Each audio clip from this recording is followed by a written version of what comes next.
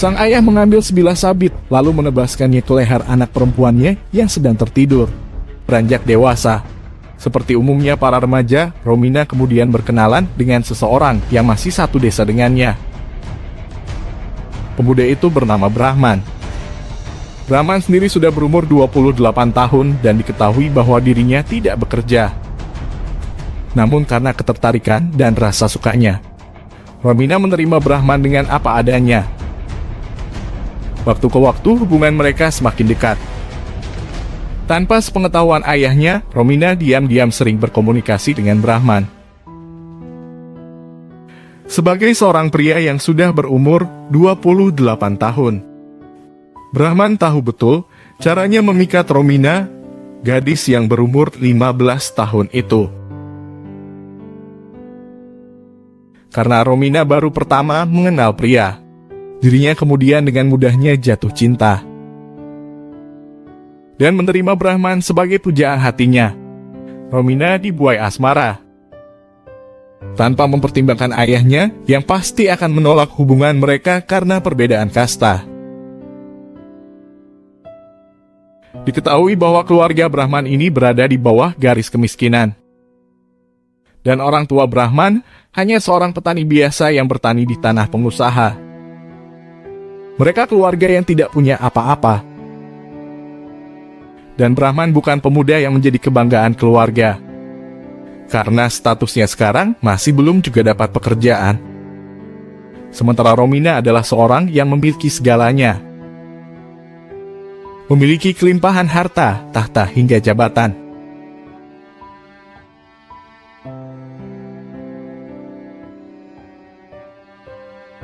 Namun karena ketulusan hati Romina, dirinya sangat menerima Brahman dengan apa adanya. Tidak peduli masalah status di antara mereka yang jauh berbeda. Hal itu yang membuat Brahman akhirnya memiliki keberanian. Dirinya bersama Romina memutuskan untuk menikah. Dan Brahman akan melamar Romina bersama dengan kedua orang tuanya. Awalnya orang tua Brahman merasa terkejut dan menolak untuk pergi ke sana. Karena mereka merasa tahu diri bahwa mereka pasti tidak akan diterima. Namun karena bujukan dari Brahman dan juga pertemuan mereka dengan Romina, mereka kemudian melihat ketulusan dari Romina yang tidak membedakan status di antara mereka. Namun nyatanya ternyata tidak. Setelah mereka sampai di rumah Romina, hal yang berbeda didapati oleh mereka. Brahman bahkan sesekali dicaci maki dan dihina. Kedua orang tua Romina mengusir paksa kedua orang tua Brahman. Lamaran itu ditolak. Romina menangis di depan kedua orang tuanya. Kehormatan keluarga lebih penting dari sebuah cinta yang hanya omong kosong. Romina kemudian masuk ke dalam kamar menelpon Brahman dan meminta maaf atas peristiwa ini. Brahman terdiam, sedih dan merasa sangat kecewa. Romina kemudian mengusulkan untuk kabur dari rumah dan menikah di pelariannya tanpa restu dari orang tuanya. Karena tidak ada jalan lain, Brahman kemudian memutuskan untuk membawa Romina pergi keluar kota, di mana di sana kemungkinan tidak akan dijangkau oleh keluarga dari Romina. Ayah Romina yang mengetahui anaknya dibawa kabur orang kemudian melaporkan ke pihak kepolisian. Dirinya juga mendatangi rumah dari Brahman dan mencaci maki kedua orang tua Brahman. Dirinya mengamuk di sana karena mengetahui Brahman juga tidak ada di rumahnya. Dan kemungkinan besar anaknya Romina dibawa kabur oleh Brahman. Dengan kekuasaan yang dimilikinya, Reza Asrafi, ayah dari Romani ini, mengerahkan banyak pihak untuk mencari anaknya. Dari hasil informasi sana dan sini, Reza Asraf kemudian mendapat kabar bahwa Romani telah dinikahi oleh Brahman di salah satu kota terpencil. Reza bersama pihak kepolisian kemudian menuju ke sana. Di dalam hati Reza Asraf tersimpan amarah dan beban rasa malu yang mendalam. Setelah sampai di sana, Reza kemudian menarik lengan dari Brahman dan mendaratkan beberapa pukulan telak ke wajahnya Brahman. Sementara Romani menangis di bahu ibunya, meminta agar tidak dibawa dari sini dan memohon agar Brahman tidak ditahan. Romani berkata bahwa Brahman tidak bersalah dan semua ini adalah kehendaknya.